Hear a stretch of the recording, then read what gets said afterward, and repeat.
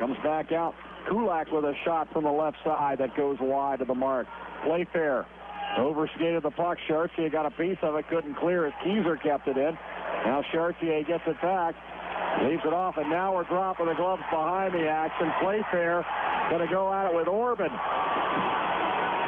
Blake Orban, the Vancouver defenseman, Jackson Playfair, and Playfair landing the first shot, getting the reaction of the crowd. Both players trying to get their hands free as Playfair wrestles Orban down, and the linesmen jump immediately into it.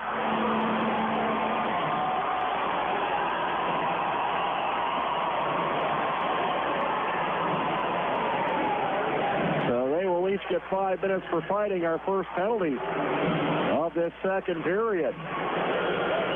So Jackson Playfair of Spokane, along with Blake Orban of Vancouver. 5 minutes each for fighting.